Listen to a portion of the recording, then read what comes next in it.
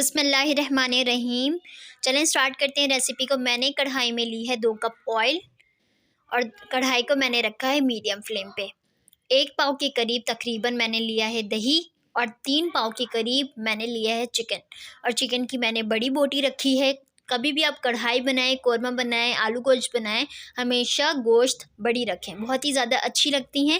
اب آپ نے کیا کرنا ہے، اب آپ نے کڑھائی میں چکن کو آئل میں اچھی طرح سے فرائی کرنا ہے، اور جب آپ چکن کو فرائی کر رہے ہوں تو آپ نے اس میں شامل کرنا ہے ½ ٹی اسپون کے قریب سالٹ، تاکہ چکن میں نمک اچھی طرح سے رچ بس جائے اور چکن ہمارے پھیکے نہیں لگے۔ اب آپ نے اسے اچھی طرح سے آئل میں فرائی کرنا ہے،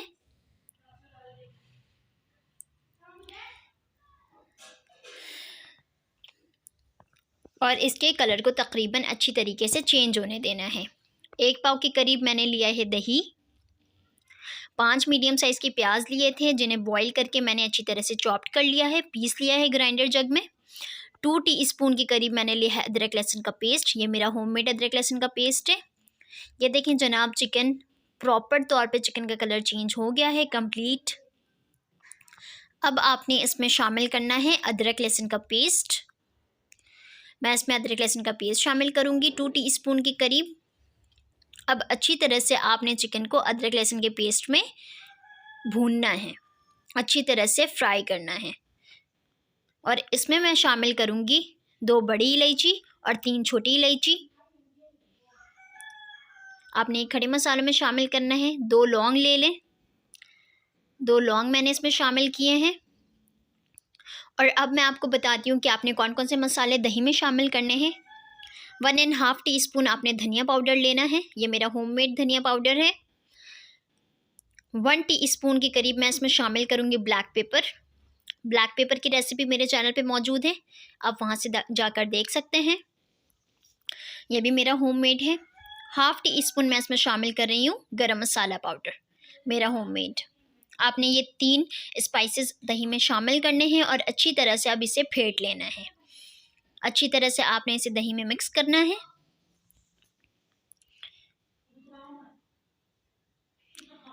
یہ آپ کا دہی کا مکسچر بالکل ریڈی ہے، اب آپ اسے رکھ دیں سائڈ میں۔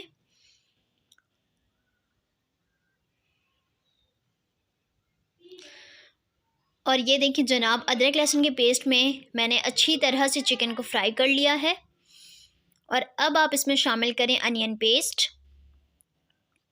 اب انین پیسٹ میں آپ نے اچھی طرح سے چکن کی بھنائی کرنی ہے مسالوں میں، کیونکہ اس سے آپ کا مسالہ ہوگا تیار۔ انین پیسٹ اس وجہ سے ہم نے اس میں شامل کیا ہے کیونکہ اس سے ہوں گے آپ کے مسالے تیار۔ اب مسالوں کی اچھی طرح سے آپ نے بھنائی کر لینی ہے 3 سے 4 منٹ۔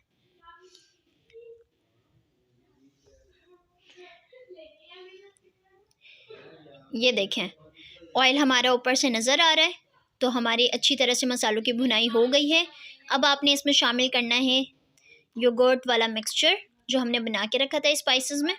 اب آپ نے اس میں یوگرٹ والا مکسچر شامل کر دینا ہے، اور اب اچھی طرح سے آپ نے اسے پکانا ہے، آپ اسے مکس کریں بہتر طریقے سے۔ اور اب آپ نے اس میں ابال آنے دینا ہے۔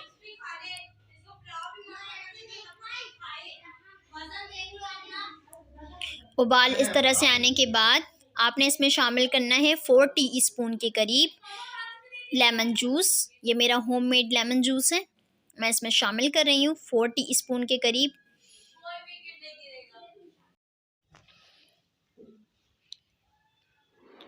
اور اس میں اچھی طرح سے ابال آ گیا ہے۔ اب آپ نے اسے پکانا ہے 10 منٹ میڈیم فلیم پہ ڈھک کر۔ 10 منٹ آپ نے میڈیم فلیم میں سے اچھی طرح سے پکانا ہے۔ 10 منٹ کے بعد ملتی ہوں۔ 10 منٹ کے بعد آپ نے اس میں شامل کرنا ہے 4 ٹی اسپون کے قریب کریم۔ میں نے اس میں 4 ٹی اسپون کریم شامل کیا ہے، اور کپ کے حساب سے میں نے اس میں ½ کپ کریم شامل کیا ہے، فل کریم۔ آپ یہ آل پرپز کا بھی لے سکتے ہیں، آپ یہ کسی بھی برانڈ کا لے سکتے ہیں، کریم بھی میرا ہوم میڈ ہے۔ اس میں شامل کر رہی ہوں 5 سے 6 ہری مرچیں اوپر سے۔ تقریباً میں اس میں شامل کروں گی 3 ٹی اسپون کے قریب ہرا دھنیا،